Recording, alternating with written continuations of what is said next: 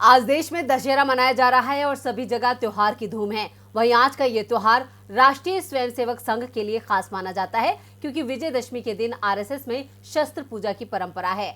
RSS प्रमुख शस्त्र पूजा के बाद हर साल नागपुर स्थित मुख्यालय से भाषण देते हैं, जिसमें वो भले ही स्वयंसेवकों को संबोधित करते हों, लेकिन उनके संबोधन के कई मायने होते हैं। तो आज क्या बोले मोहन भागवत, देखते हैं ये।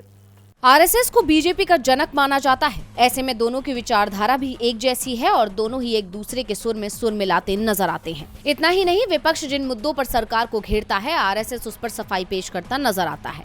और ऐसा ही कुछ आज नजर आया आरएसएस प्रमुख मोहन भागवत के संबोधन में।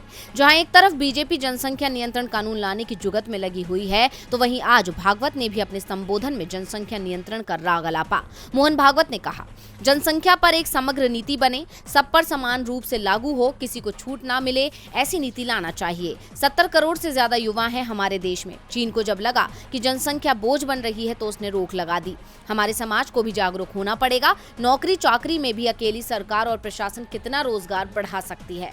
समाज अगर ध्यान नहीं देता है तो होता है। जनसंख्या में संतुलन बिगड़ने का परिणाम है कि इंडोनेशिया से ईस्ट तिमोर, सूडान से दक्षिण सूडान व सर्बिया से कोसोवा नाम से नए देश बन गए।